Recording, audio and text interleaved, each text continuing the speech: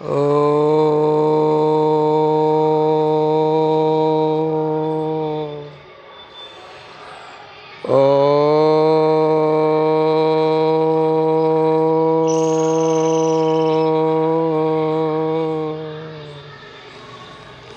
गीता में प्रबंधन की बात चल रही थी, और जब नेचुरल रिसोर्स मैनेजमेंट हो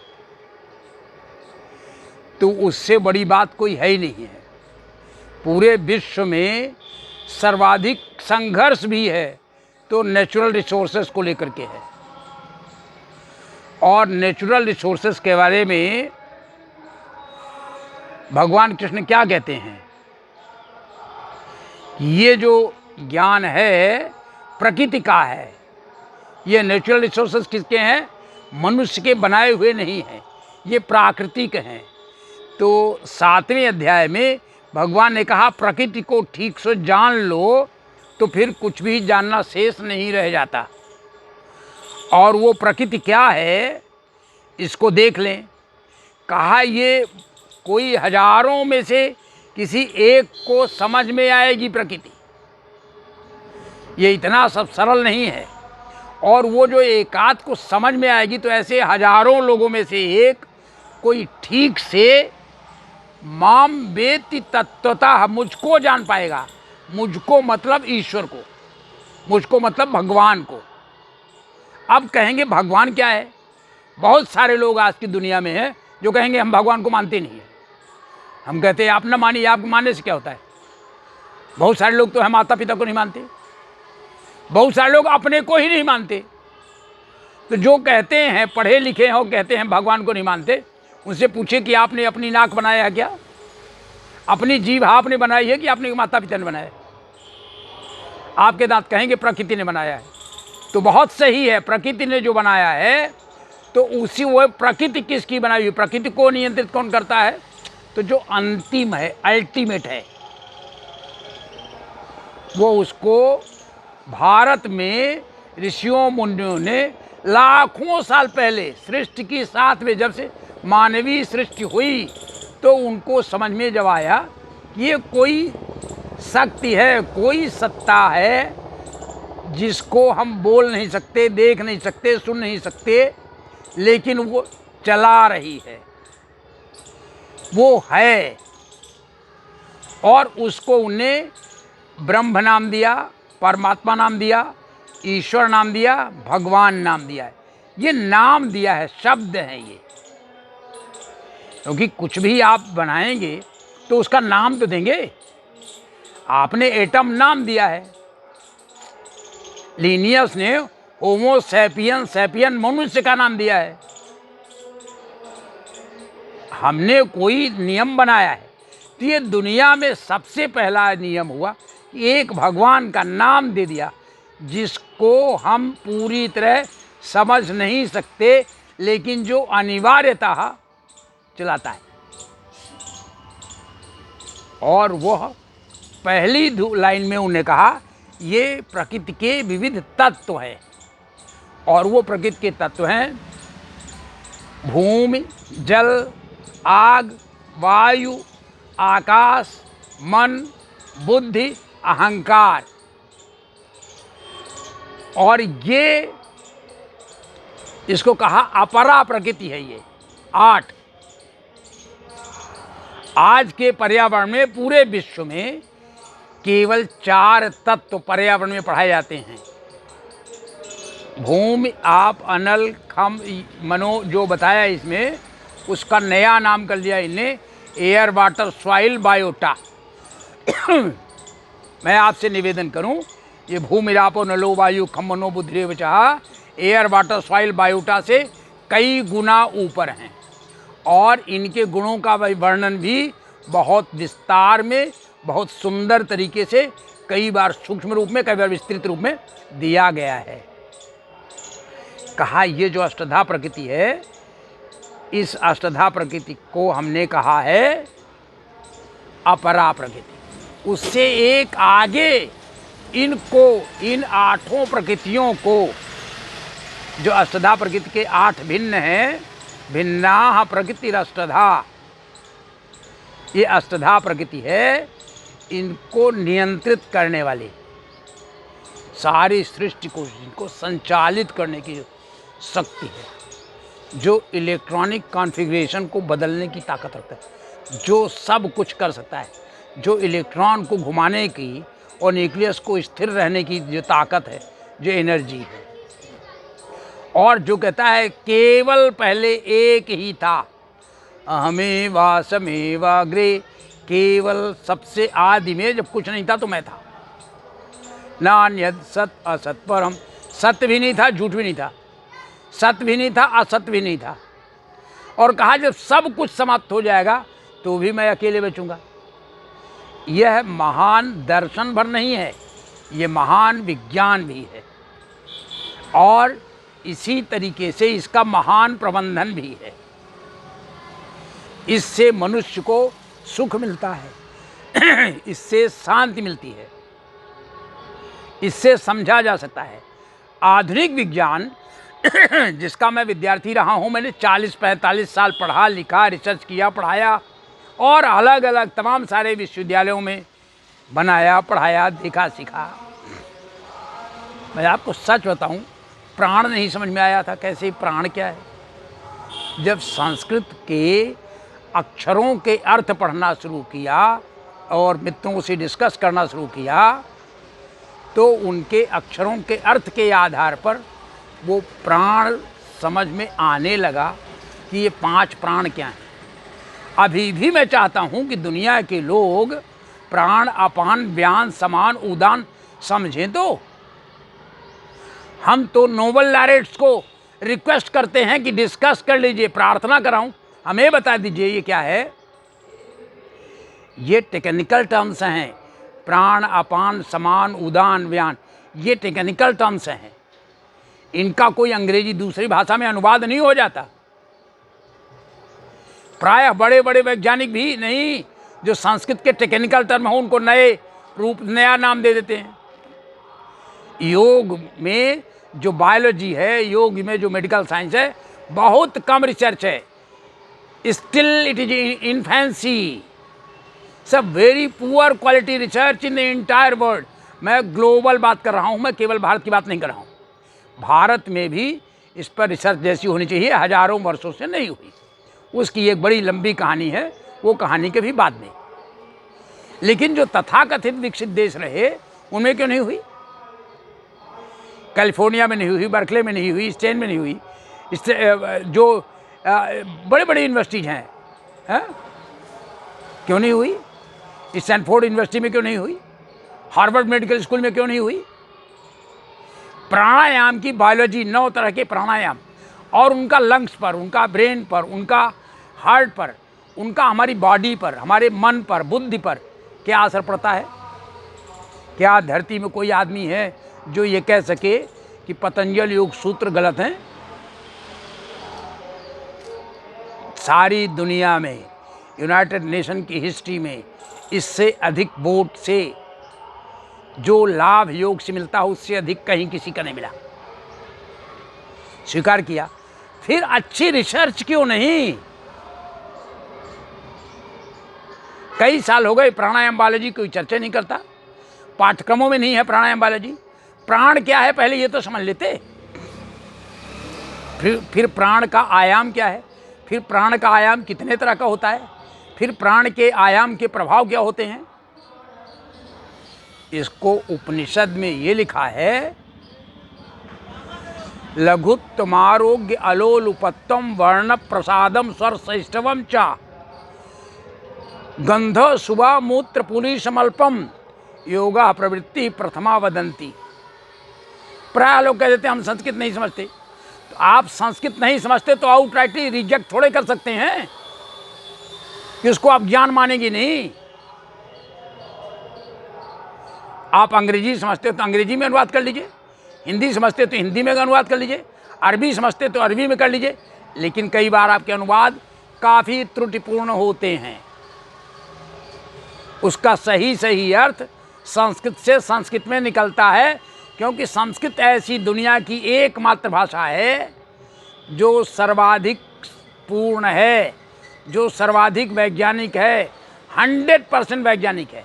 संस्कृत जैसी भाषा बननी चाहिए थी वैसी बन गई, और ये भारत के सतयुग की देन है। ये कोई नई भाषा नहीं है, ये 5000 10,000 साल पुरानी नहीं है।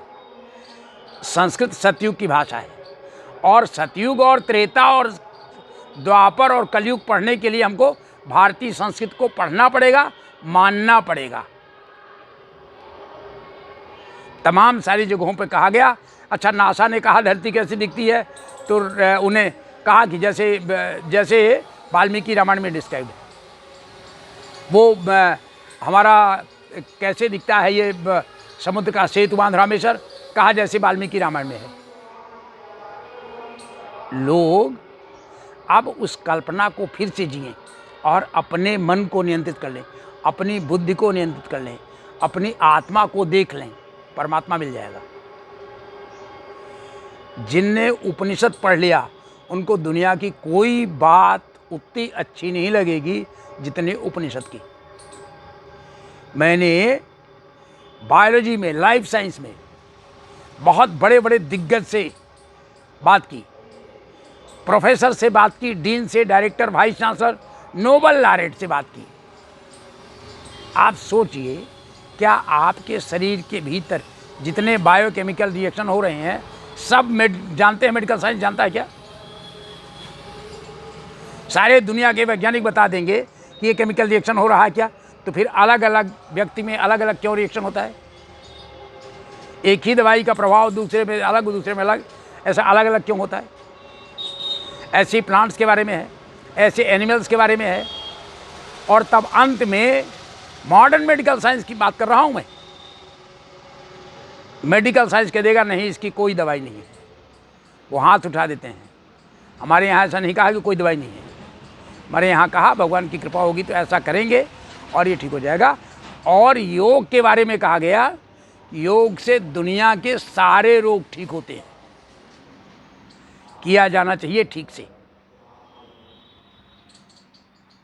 अग्नि पुराण में लिखा गया, मनुष्य 300 साल तक स्वस्थ रह करके जी सकता है, यथेष्टाचार निरतो जीवेत वर्ष सतत्रयम। जैसा जीना चाहिए, जैसी जीवन पद्धति होनी चाहिए, उसको प्रयास करें जीने का। इसलिए मैं मानव के कल्याण के लिए गीता के आधार पर प्रबंधन और गीता से मानव जीवन का लाभ, लाइफ मैनेजमेंट भी है, ह्यूमन रिसोर्स मैनेजमेंट भी है, नेचुरल रिसोर्स मैनेजमेंट भी है, और किसी राज सत्ता को, देश को कैसे चलाना है इसकी बात भी है। युद्ध की भी बात है, अहिंसा की भी बात है, कर्म की भी बात भी है, भक्त की बात भी है। स्ट्रेस मैनेजमेंट के लिए, सबके लिए गीता श्रेष्ठतम है। तो चलिए अब इसको, जो 7वें अध्याय के 4थे और 5वें मंत्र में है कि भूमिरापो नलो वायु खम मनो बुद्धिरेव चा अहंकारम इतीयम में भिन्ना प्रकृतिरष्टधा, इन 8 प्रकृतियों को ठीक से समझना चाहिए। ऐसा इन पर गंभीर रिसर्च होना चाहिए, और फिर इनसे आगे की जो परा प्रकृति है उसको जानने का प्रयास करना चाहिए। कहा इस परा प्रकृति के आधार पर ये, और अपरा प्रकृति के आधार पर ये सारी सृष्टि का उत्पत्ति भी है और प्रलय भी है। इसलिए वो कहते हैं मैं, यानी ईश्वर, भगवान, जो परिभाषा मैंने भगवान की बताई, वदन्ति तत्तत्त्वविदं तत्त्वं यद अनादिम अव्ययम ब्रह्मेति परमात्मेति भगवान इति शब्दते।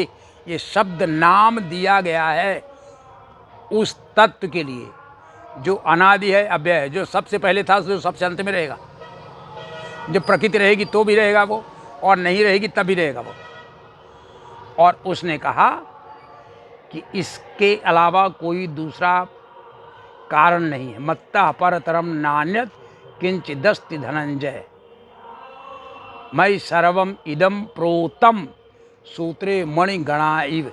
जैसे मणियों में गुथा हुआ सूत्र होता है, हमारे देश में माला बड़ी प्रसिद्ध थी, और माला के साथ फिर मणिमाला प्रसिद्ध हो गई।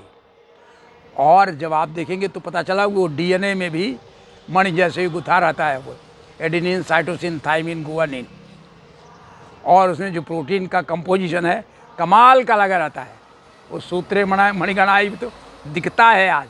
मैं नहीं जानता कि, मैं ये बिल्कुल नहीं कह रहा हूँ कि भगवान कृष्ण ने सूत्र और मणिगण ये देखा था, लेकिन भगवान कृष्ण है कौन ये इससे जान लीजिए कि वो कह रहे हैं कि सब कुछ मैं हूँ। वो कहते हैं जल में रस में हूँ, चंद्रमा और सूर्य में प्रकाश में हूँ, समस्त वेदों में ओंकार हूँ, आकाश में शब्द हूँ और पुरुषों का पौरुषत्व में हूँ। गजब कर दिया है। जल ही में तो रस होता है। रसोहमप्सु कौन्तेय, हे मेरे भाई कुंती के पुत्र अर्जुन। इसमें एक बात और ध्यान देख लीजिए, जब कौन्तेय कहा जाता है तो कब ये गीता गाई गई 5000 साल पहले। लेकिन ये मैं बता दूं कि केवल 5000 साल पुरानी संस्कृत नहीं है। इसी श्रीमद् भगवद गीता में भगवान ने कहा कि सबसे पहले ये ज्ञान मैंने विवस्वान को दिया था। विवस्वान ने अपने पुत्र मनु को दिया, मनु ने अपने पुत्र इक्ष्वाकु को दिया, फिर ये परंपरा में नष्ट हो गया। इसको आज मैं तुम्हें दे रहा हूं। ये ज्ञान गीता है, ये श्रीमद् भगवद गीता से और पुराने उपनिषद है, उपनिषदों से और पुराने वेद हैं। वेद में आज 4 वेद हैं, ऋग्वेद, यजुर्वेद, सामवेद, अथर्ववेद।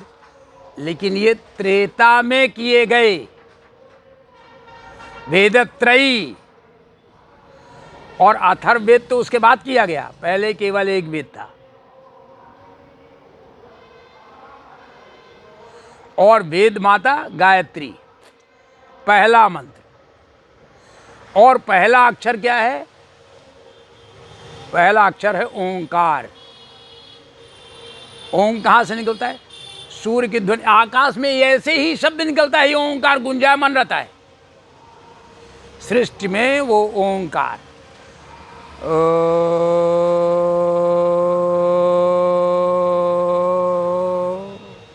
ये आदि शब्द है, आदि अक्षर है, इसलिए इस अक्षर को ब्रह्म कहा गया। ये टेक्निकल टर्म है, मैं फिर कह रहा हूँ, अक्षरम ब्रह्म परमम। और इस अक्षर का स्वभाव जो है वो अध्यात्म है, स्वभावोध्यात्म उच्यते। और आगे मैं बिल्कुल ठीक से नहीं जानता हूँ, मैं समझने का प्रयास कर रहा हूँ। भूत भावोद्भव करो विसर्गः कर्म संजिता। किसी मनुष्य के हाथ में सृष्टि का संचालन नहीं है, लेकिन कोई आदि शक्ति है जिसको हमारे देश में जगदम्बा कहते हैं, जगत जननी कहते हैं, माने सारे संसार, मदर ऑफ एंटायर यूनिवर्स, जिसकी अभी हम पूजा कर रहे हैं नवरात्रि में। और सारे लोग प्रसन्न रहते हैं। एकदम गजब का त्यौहार है, 9 दिन का, कि दुर्गा उपासना ये शक्ति साधना का केंद्र है। और यदि कभी विज्ञान समझ पाएगा कि डिफरेंट लेवल्स ऑफ एनर्जी क्या हैं और impact of different levels of energy on human mind and on this nature and natural resources, on water, on soil, on air, on biota, इसको जब डिटेल में पढ़ लेंगे तो they will come nearer to Gita, Shrimad Bhagavad Gita के और नज़दीक आ जाएंगे। हमें तो अभी इतने में आश्चर्य लगता है कि कैसे अल्बर्ट आइंस्टाइन साहब बड़े रिनाउंड प्रोफेसर थे, बहुत बढ़िया, बड़े विद्वान, E=mc² खोजा, बहुत अच्छी बात है। लेकिन वो ऐसा कैसे कह जाते थे कि धरती पर कोई विश्वास नहीं करेगा कि महात्मा गांधी जैसा आदमी और धरती पर चला था। मैं कहूँगा इनमें उनकी समझदारी कम थी। भारत ने वो आदमी देखे हैं जिनको महात्मा गांधी अपना गुरु, अपना सब कुछ मानते थे। अलग अलग टाइम पर अलग अलग प्रभाव रहा है। जिनको गांधी ने पढ़ा, जिनके पास बैठे, जिनसे सीखा, जिनके आदेश का पालन किया। वो ठीक है, एक स्थिति आई, एक परिस्थिति आई कि उनको खूब लोगों ने स्वीकार किया, दैट्स गुड। लेकिन भारत ऐसा देश है जिसमें हजार ऐसे लोग पैदा हुए जो दुनिया का मार्गदर्शन समय समय पर करते रहे, पूरी मानवता का। और इसलिए तो हम गांधी उसी की पीढ़ी में हैं। और तब उस आधार पर हम कहते हैं सर्वे भवन्तु सुखिनः, सर्वे सन्तु निरामया। निरामया माने निरामय हो जाए, माने कोई रोग न रहे। भारत में अभी हमारे निरामयम चल रहा, हमारे प्रधानमंत्री ने उसका नाम यही रखा है। ये वैदिक शब्द है, माने हमें कोई रोग ही न हो। सर्वे सन्तु निरामया, सर्वे भद्राणि पश्यन्तु, सबका कल्याण हो, सब कल्याण देखें सुने हो, सब सुखी हों। ये है, this is idea of India. इसको पूरी दुनिया को समझना होगा। क्यों? अकेले यही एक रास्ता है। नान्या पंथा विद्यते नायनाय, कोई दूसरा रास्ता है ही नहीं है। There is no alternative, this is compulsion. There is only one question, आप किस देवता को मानते हैं, आप कितने बजे पूजा करते हैं, बिल्कुल अलग है। ये गॉड है। भगवान कृष्ण ने कहा कि भाई जिस देवता को जो मानते हैं वो उस देवता के पास जाएंगे, चले जाएं, जो मुझको बसते मेरे पास आ जाए। लेकिन धरती पर किसी देवता ने ये नहीं कहा कि ये देखो ये जितना है सब कुछ मैं कर रहा हूँ, मेरा है, ये सब कुछ है, सब कुछ है, सब कुछ।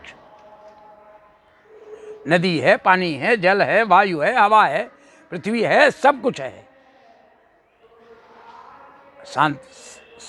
साथ में एकदम बढ़िया व्याख्यान दिया है अहिंसा का। लेकिन अहिंसा समझ तो लो बाबा क्या है। हमारे जब भगवान पैदा होते ना, जैसे भगवान राम का है, रावण को मारा कि नहीं मारा? और जितने अवतार हुए सब ने युद्ध किया है। भगवान कृष्ण ने अपने मामा को मारा था, कंस को। और भगवान की पूजा की जाती है तो हम स्तुति में गाते हैं दैत्यवंश निकंदनम, तुमने गलत किया है तो तुमको घर में घुस के मारेंगे, हम तुम्हारा सर्वस्व नाश कर देंगे, ये पक्का है, तुम दुश्मनी मत करो। हाँ, हम गलत रास्ते पर चलेंगे नहीं। स्त्रियों के ऊपर, बच्चों के ऊपर तुम हमला करोगे, कैसे मनुष्य? पशु हो भाई, ये गलत है। इसलिए मानवता के विरुद्ध है।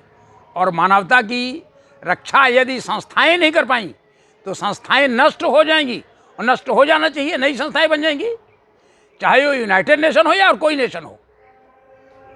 नई संस्थाएं बन जाएगी, नए सिस्टम बन जाएंगे। तो ये प्रबंधन गीता का है। रसोहम अप्सु कौन्तेय प्रभासम सूर्यो, हम सूर्य के प्रकाश की, चंद्रमा के प्रकाश की, आकाश के शब्द की, वेदों के प्रणव अक्षर की, सबकी बात करते हैं। नृ कितना सुंदर शब्द है, नृषु। नृ माने मनुष्य होता है। पौरुषम नृषु, मनुष्यों में मैं पौरुष हूं, उनकी सामर्थ्य हूं। पुण्यो गंधा पृथिव्याम चा तेजश्चास्मि विभावसौ, जीवनम सर्वभूतेषु तपश्चास्मि तपस्विषु। आप सोचो क्या अद्भुत थॉट है, कैसा विज्ञान है। पृथ्वी की गंध हूं मैं, और वह गंध जो सुगंधित गंध है, पुण्य वाली गंध है, पुण्य युक्त है, पवित्र गंध है। और अग्नि में मैं तेज हूं। सारे प्राणियों में जो जीवित हैं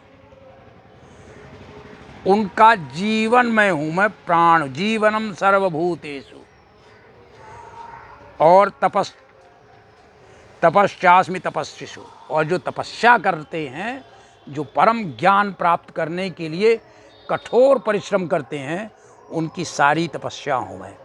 बीजम माम सर्वभूतानां विद्धि पार्थ सनातनम, बुद्धिर्बुद्धिमता भस्मे तेजस तेजस्विन। मेरा ये कहना है, इस 7वें अध्याय का जो बहुत थोड़ा समय कह रहा हूँ, इसको यदि पूरा पढ़ें ठीक से समझें तो आपको सारा प्रबंधन धरती पर कुछ भी इधर उधर करने की जरूरत नहीं रह जाएगी, सब कुछ समझ में आ जाएगा। कई श्लोक हैं इसमें, इस अध्याय में 29 नहीं 30+1 है। साधिभूता सदैव मम साध्यज्ञम च ये विदो।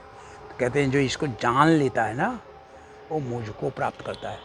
वो दुख में नहीं मरता है, वो सुख में रहता है, हमेशा प्रतिपल शांत में रहता है, आनंद में रहता है, काम करते हुए आनंद से जीता है और रहता है। इसको पूरा पढ़ें ठीक से, और एक एक श्लोक पर, एक एक मंत्र पर चर्चा करते रहें। आपको जितनी बार पढ़ेंगे उतनी बार नए अर्थ आपको प्रकट होते चले जाएंगे, आपकी समस्या का समाधान होता चला जाएगा। आपकी उत्सुकता के साथ ज्ञान बढ़ेगा और प्रसन्नता बढ़ेगी, और आपका जीवन बढ़ेगा, सुखदायी जीवन होगा। इसलिए आइए गीता को अपन पढ़ें, देखें और समझें। ओ